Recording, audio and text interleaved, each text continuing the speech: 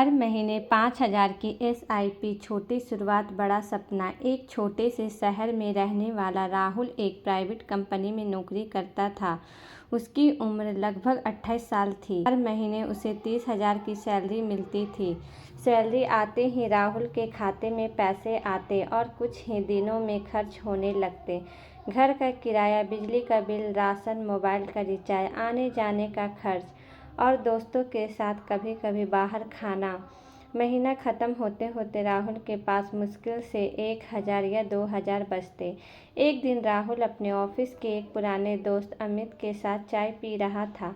राहुल ने परेशान होकर कहा, यार अमित, समझ नहीं आता पैसा आता कहाँ से और चला कहाँ जाता है। 10 साल से नौकरी कर रहा हूँ लेकिन कुछ खास बचता नहीं है।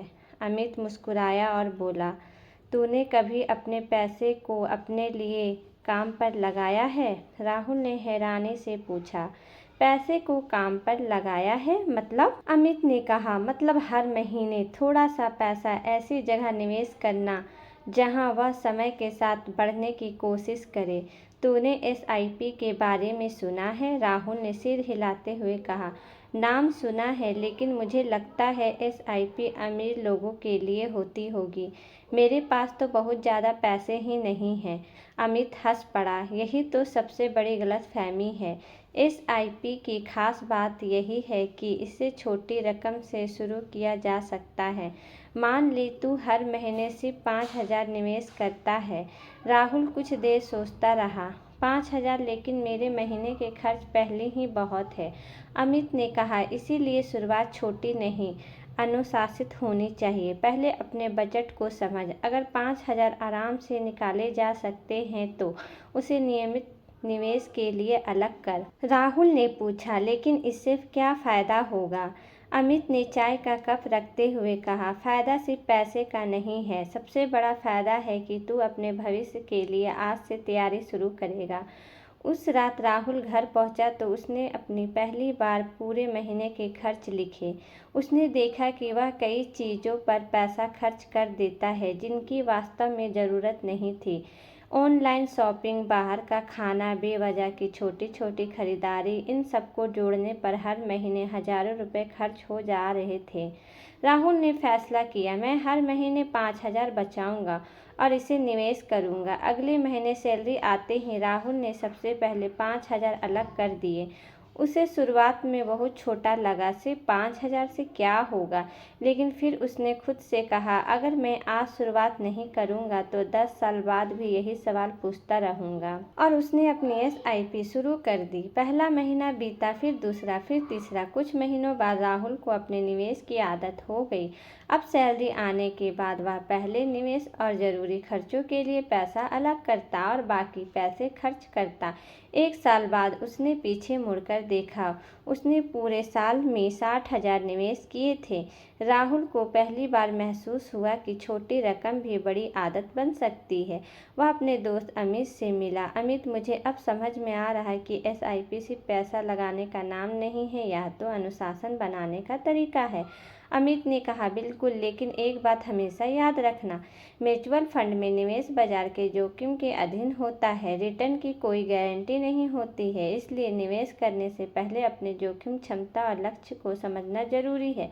राहुल ने कहा, तो फिर लंबे समय तक निवेश करना ज़्यादा ज़रूरी है? अमित बोला, कई लोगों के लिए लंबी अवधि का निवेश महत्वपूर्ण हो सकता है क्योंकि समय कंपाउंडिंग को कम करने का मौका देता है, लेकिन कोई भी अनुमान निश्चित नहीं होता। राहुल ने अपने मोबाइल में एक अनुमान लगाया, अगर वह हर महीने 5,000 निवेश करते रहे तो 1 साल में उसका कुल निवेश 60,000 होगा। 5 साल में वह 3 लाख खुद से निवेश करेगा, 10 साल में 6 लाख, और अगर लंबे समय तक इसे जारी रखता है तो उसका अपना निवेश लगातार बढ़ता जाएगा। बाजार का प्रदर्शन कैसा रहता है उसके आधार पर कुल रकम इससे कम या ज़्यादा हो सकती है। राहुल को अब एक बात समझ में आ गई थी, बड़ा निवेश करने से पहले बड़ी आदत बनानी पड़ती है। समय गुजरता गया, राहुल की नौकरी भी आगे बढ़ने लगी। उसकी सैलरी 30,000 से बढ़कर 40,000 हुई, फिर 50,000, लेकिन उसने अपनी एसआईपी बंद नहीं की। बल्कि जब भी उसकी आमदनी बढ़ती वह अपनी बचत से निवेश को धीरे धीरे बढ़ाने की कोशिश करता। कुछ साल बाद राहुल की शादी हो गई। अब उसके खर्च पहले से ज़्यादा थे। एक दिन उसकी पत्नी ने पूछा, आप हर महीने 5,000 निवेश क्यों करते हैं? क्या अभी इनकी ज़रूरत है? राहुल ने मुस्कुराया और कहा, हाँ, आज इसकी ज़रूरत नहीं, लेकिन हो सकता है कल इसकी ज़रूरत पड़े।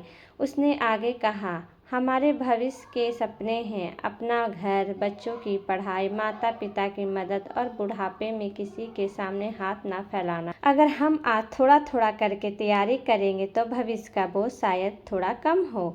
उसकी पत्नी ने भी उसका साथ दिया। अब दोनों मिलकर अपने खर्च और बचत की योजना बनाने लगे। 10 साल बीत गए, पता ही नहीं चला। एक शाम राहुल अपने पुराने दोस्त अमित के साथ फिर उसी चाय की दुकान पर बैठा था। अमित ने पूछा, याद है 10 साल पहले तू क्या कहता था? राहुल हंसते हुए बोला, कहता था कि 5,000 बहुत छोटी रकम है। अमित ने कहा, और अब? राहुल ने कहा, अब समझ में आया कि रकम छोटी हो सकती है, लेकिन अगर आदत बड़ी हो तो परिणाम बदल सकता है। राहुल ने अपना निवेश दिखाया। उसने कई वर्षों में लगातार पैसे लगाए थे। उसका निवेश केवल उसके द्वारा जमा की गई रकम तक सीमित नहीं था। बाजार के उतार चढ़ाव के साथ उसका मूल्य भी बदलता रहा था। कभी बाजार ऊपर गया तो उसका निवेश बढ़ा, कभी बाजार गिरा तो वैल्यू कम दिखाई दी। एक समय राहुल डर गया। उसने अमित को फ़ोन किया, बाजार गिर गया, मेरा पैसा कम दिख रहा है, क्या मुझे SIP बंद कर देना चाहिए? अमित ने कहा, घबरा कर फैसला मत लेना, पहले यह देखा कि तूने निवेश किस लक्ष्य और कितनी अवधि के लिए किया था। बाजार में उतार चढ़ाव सामान्य है, लेकिन हर व्यक्ति की स्थिति अलग होती है। ज़रूरत हो तो किसी योग्य वित्तीय सलाहकार से सलाह लेना। राहुल ने अपने लक्ष्य को याद किया। उसने SIP इसलिए शुरू नहीं की थी कि अगले महीने अमीर बन जाए। उसने इस भविष्य के लिए शुरू किया था। इसलिए उसने जल्दबाजी में फैसला नहीं किया और अपने निवेश की समीक्षा की। समय भी आगे बढ़ा। राहुल की बेटी बड़ी हो रही थी। एक दिन बेटी ने स्कूल में कहा, पापा, मुझे आगे पढ़ाई करनी है, मैं बड़ी होकर अपने पैरों पर खड़े होना चाहती हूँ। राहुल की आंखों में खुशी आ गई। उसने याद आया कि 10 साल पहले 5,000 को लेकर परेशान था। आज वही छोटी सी शुरुआत उसके बड़े लक्ष्य की योजना का हिस्सा बन चुकी थी। इसलिए राहुल ने अपनी बेटी से कहा, बेटा, जिंदगी में सबसे ज़रूरी है कि हम अपने भविष्य के लिए आज से तैयारी शुरू करें।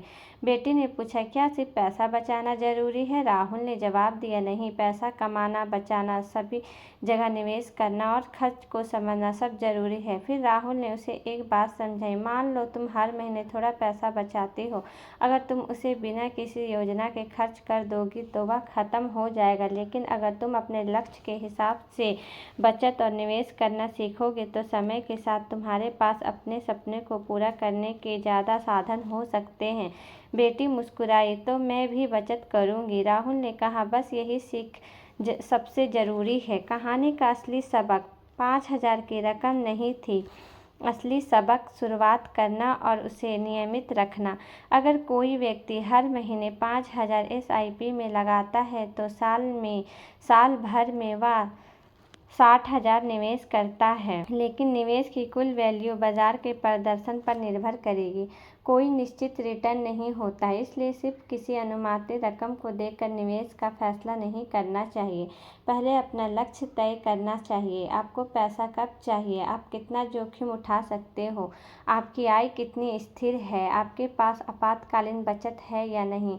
आप पर कोई कर्ज है? इन सवालों के जवाब जानना जरूरी है। और सबसे महत्वपूर्ण बात, SIP कोई जादू नहीं है। यह अनुशासन और लंबे समय तक की वित्तीय योजना का एक तरीका हो सकता है। 5,000 हर महीने शायद आज आपको छोटी रकम लगे, लेकिन अगर आप लगातार बचत और निवेश करने की आदत बना लेते हैं तो यही छोटी शुरुआत भविष्य में आपके बड़े लक्ष्य की नींव बन सकती है। राहुल ने भी यही किया था। उसने इंतजार नहीं किया कि उसकी सैलरी बहुत बड़ी हो जाए। उसने यह नहीं सोचा कि पहले बहुत पैसा जमा होगा फिर निवेश शुरू करेंगे। उसने अपनी क्षमता के अनुसार शुरुआत की और जैसे जैसे उसकी आय बढ़ी और अपनी वित्तीय योजना को भी बेहतर किया। कई साल बाद जब राहुल ने अपने जीवन को पीछे मुड़कर देखा तो उसे एक बात समझ आई, भविष्य एक दिन में नहीं बनता, भविष्य हर महीने लिए गए छोटे छोटे फैसलों से बनता है। 5,000 की एक SIP अपने आप किसी को करोड़पति नहीं बनाते, लेकिन नियमित बचत, समझदारी से निवेश, सही लक्ष्य, धैर्य और समय, ये चीज़ें मिलाकर किसी व्यक्ति को वित्तीय यात्रा को मजबूत बना सकती है। इसलिए अगर आप निवेश के बारे में सोच रहे हैं तो पहले अपनी आर्थिक स्थिति समझिए, जरूरी बचत रखिए, जोखिम को समझिए, फिर अपनी क्षमता के अनुसार निवेश का फैसला कीजिए। क्योंकि ज़िंदगी में सबसे बड़ा सवाल यह नहीं है कि मेरे पास आज कितना पैसा है, सबसे बड़ा सवाल है कि आज मेरे पास जो पैसा है मैं उसका अपने भविष्य के लिए कितना समझदारी से इस्तेमाल कर रहा हूँ। और शायद यही राहुल की कहानी की सबसे बड़ी सीख थी। छोटी शुरुआत से मत डरिए, क्योंकि बड़ा भविष्य और अक्सर छोटी आदतों से ही बनता है। तो आई होप दोस्तों कि ये कहानी आप लोग को पसंद आई हो, तो प्लीज़ लाइक सब्सक्राइब ज़रूर करें। फिर मिलेंगे दोस्तों, बाय बाय, शुभ रात्रि।